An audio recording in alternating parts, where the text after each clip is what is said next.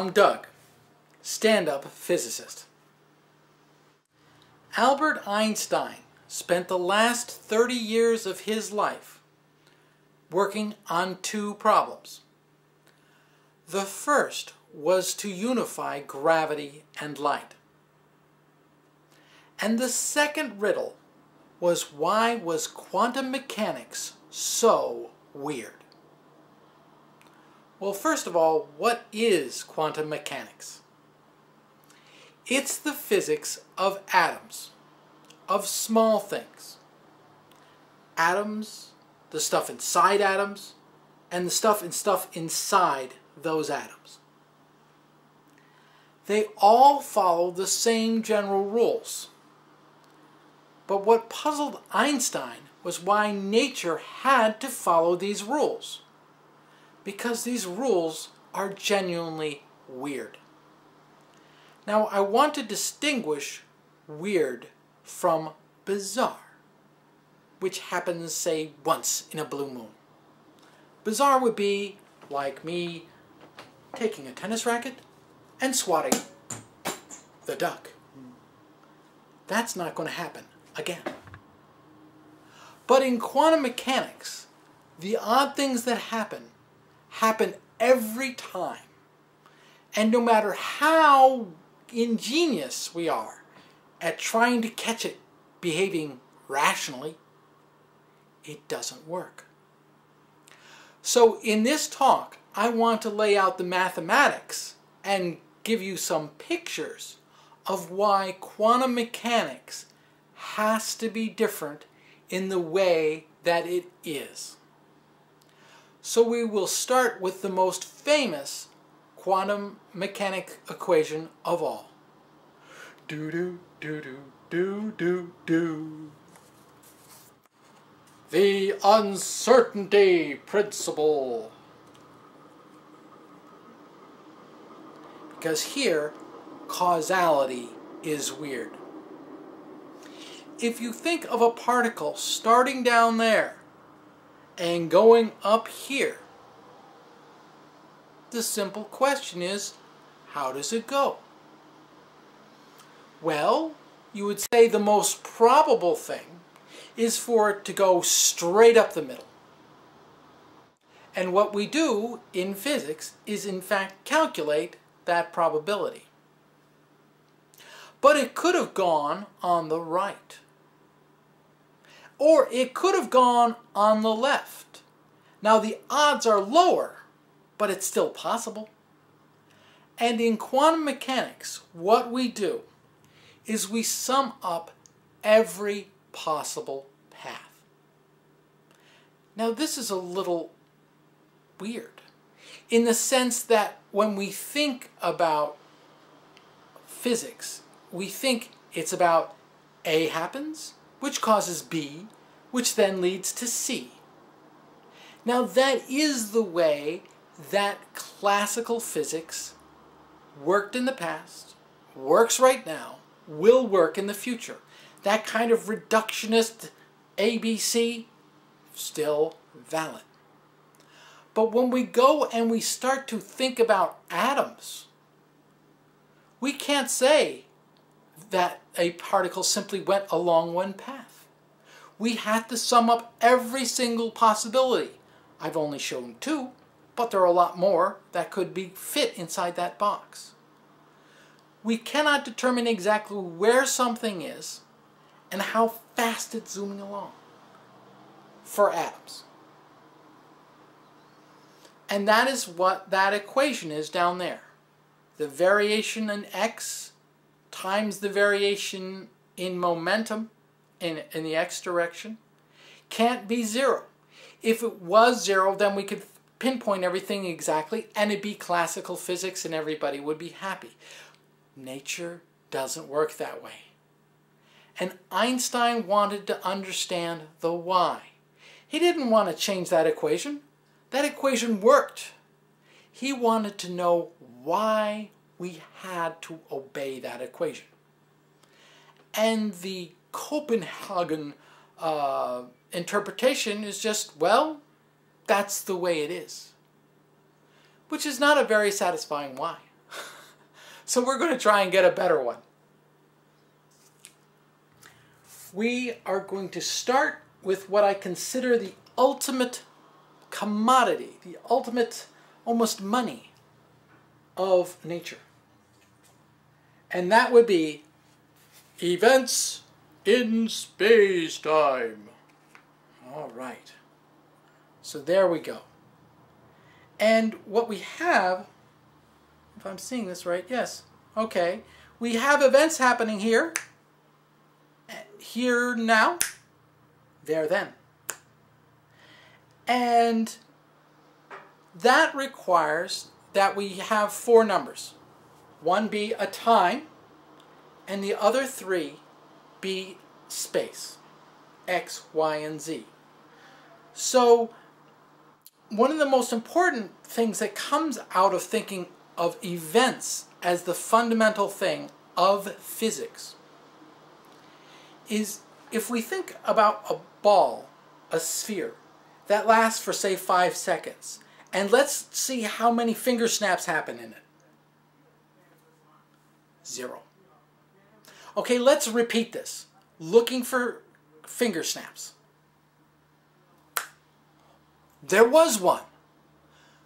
So we had one sphere where there were no events, and we had another sphere where there was one event.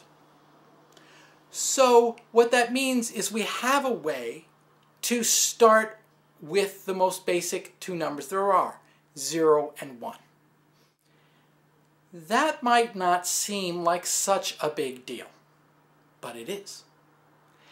There was a mathematician, an Italian fellow named Piano, and what he did was, starting with 0 and 1, he was able to construct all the numbers that you use, or physicists use, in their lives. So he was able to construct the integers, and the rational numbers, and the irrational numbers, and just by starting with 0 and 1. So when we start with events, we have 0 and 1, and we could formulate events that behave like rational numbers and like integers and all those other kinds of things. This may be a key to another huge riddle. That is that physics and math are so closely intertwined. I mean, you can't separate them. Important mathematicians are physicists, and important physicists are often mathematicians. It's not always the case, but often that's what's going on. Okay, but these events, after watching them for a while, well, they're a little dull. We want to see patterns of events. And we'll start with the most important pattern of events there is.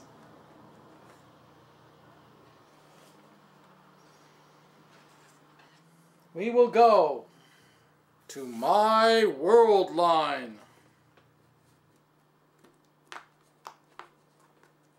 All right. So, there's my clock. And there's the kind of pattern through space that I follow. And that I am here now. Here now being both time and space. That another really, really important world line, in fact, more important as far as you're concerned, is your world line. Okay? And that would be where you are over there at that time then. There we go. Great. And because you are very, very stylish, you also have one of these wonderful nerd watches, which are no longer being manufactured. There we go. Great. You can see you apparently wobble around a little bit more and maybe do channel surfing and all that kind of stuff. But the important thing, I think, is that these two are really separate and independent from each other. Let me try and make this concrete. Let's, instead of finger snaps being events, let's consider heartbeats. All right, so put on the old stethoscope and listen in. Okay, my heartbeat has been with me since, I don't know, is it several months after fertilization? I'm not sure. But everywhere I've gone on this planet, my heartbeat has been with me, marking my world line. I've never separated from my heartbeat. You know, it's always been there for me. I like to think of my life as one big event, 42 years in age, 42 years going. And these are smaller components of that. But these are all events. But what about your world line? Well, you're not here. So I'm going to substitute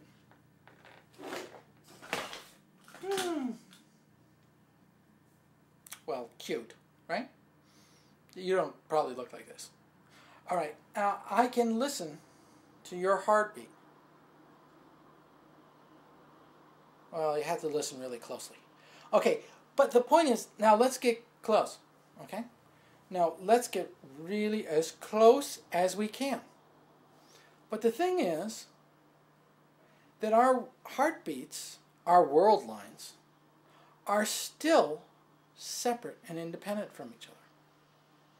I think that's an important observation. At least I hope so. Don't you? All right, get out of here.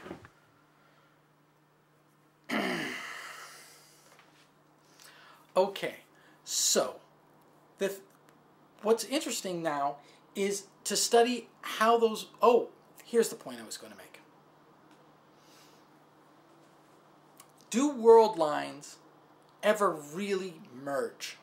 Do they ever come together, boom, and go out like that? The answer is yes. In the sun. In the sun, what happens is you have two hydrogen atoms. And it's very hot in the sun. And it is very crowded in the sun. And there is a lot of pressure around in the sun. And every once in a while, there's an event of quantum tunneling where things line up and boom,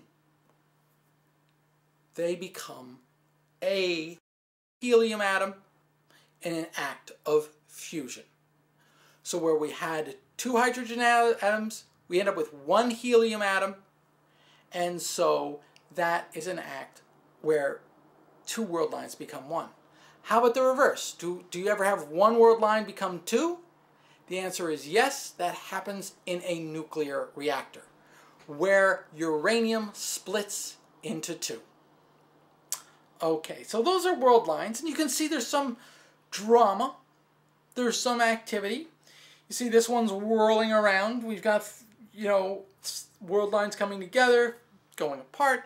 So we want to study how world lines change as best as we can and study the calculus of events. All right. First of all, what is calculus? Calculus is the study of change.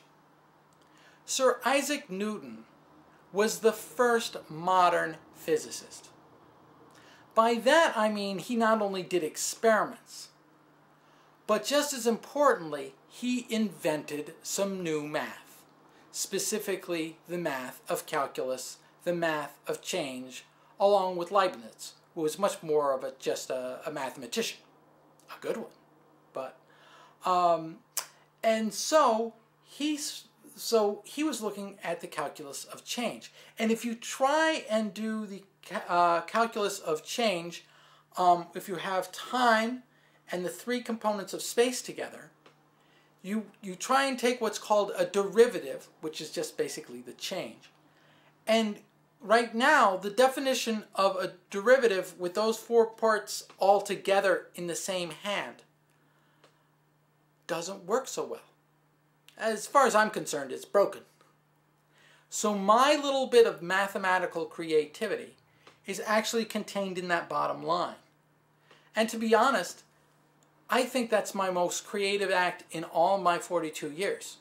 And it can be summed up in one line of text. Kind of an odd statement, but it's important to me anyway. So how does this work? Well, in most derivatives, they take what's called a limit. They let something go to 0. And then they say, as it going to 0, this is what it equals. Now, my creative act was not to use one limit process, but to use 2 limit processes. What I do is I first let changes in space, go to 0. And then I let time go to 0. And what that means, at least in pictures, is that you have this picture, you know, it's kind of static in space. You know, the ball is there above that table. And then a moment, change of time, there it is. Change of time again. Change of time again. Oh, we got a little animation here going. Pretty cool. Okay, and boom, we're done. So what was changing there was time. If I came back at a different time, I got to see a different picture. And I can reverse time. Ooh, I love those types of...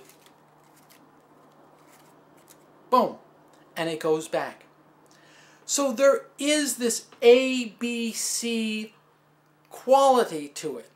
A comes before B, comes before C. And that's why this is a time-like series of changes. This is classical physics. Now, the question is, where is quantum physics? Where is the type of changes of worldlines that were described by quantum mechanics?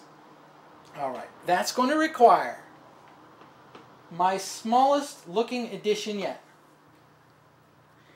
This one little itty bitty minus sign, and it's got to go right there. Okay, what happens because of that? Well, because of that minus sign, time stops first. And then you look at small changes in X, Y, and Z. Well, there are 3 different directions. Which one is it? X or Y or Z when that thing finally shrinks to 0? We can't know because time's already stopped. So what we have to do is not say, I know which... What I have to do is actually do something called, I have to take the norm of this. Which is kind of to say, I can't measure the thing inside, I can just measure how big the thing inside is. That I can measure. That I can do. And this, I think, is what quantum mechanics is about. This picture now, this flip book, doesn't work. Time is fixed first, and then I change space. So I have to get rid of these, which is too bad. I kind of like them. Well, what am I going to put in its place? I'm going to put in its place the same 6 photos. But the difference is, I'm going to let you see them all at once. Isn't that nice of me? These are now the 6 states that that yellow ball can be in. It can be far away, it can be up close, it can be in the middle. And if you say, now what I want to see is all those 6 states in one photograph, well, I think I threw it on the floor.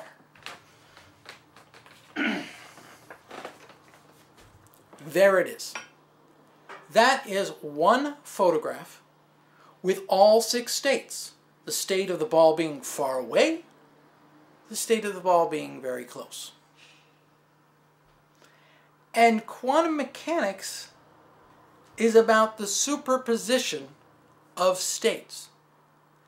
And so you can't really say the ball is in all 6 states. There's really only one ball.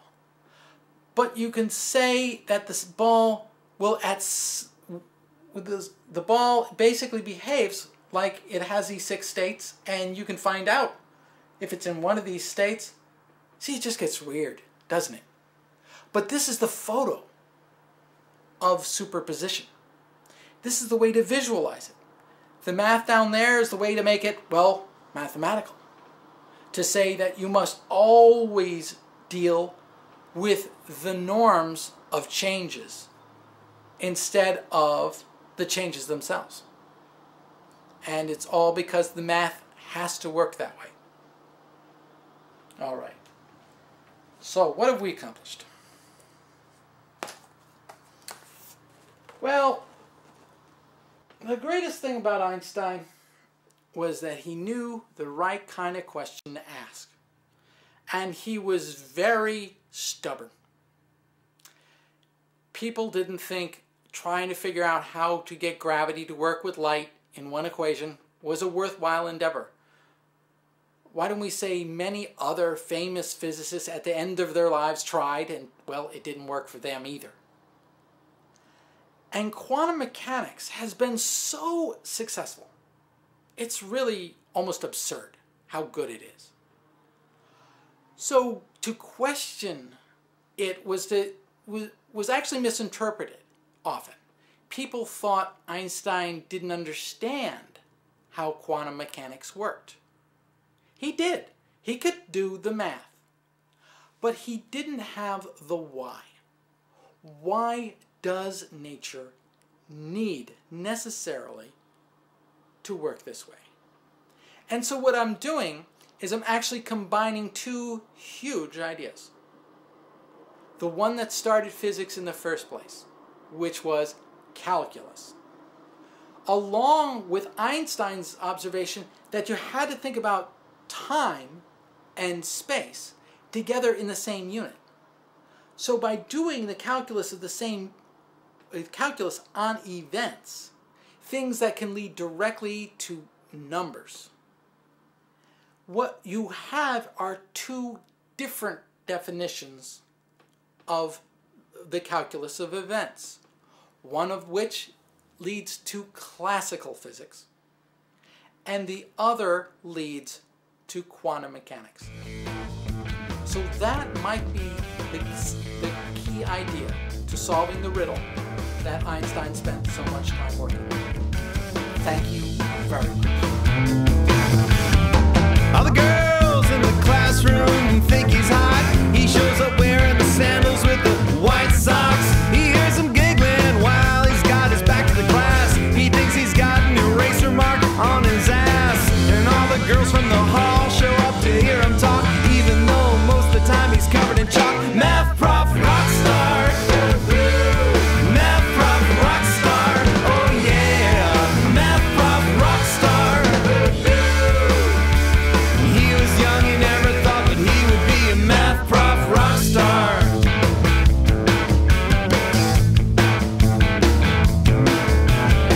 And after hours outside of his office, there's a line waiting full of girls who want to ask about their quadratic equations. She leans over the desk and twirls a pencil in her hair, complains the grade he gave her was way unfair. And all the professors, they laugh about it and they wish him well. The guys in the class are all just jealous as hell. Math prof, rock star. Hi. This is a public service announcement about marijuana.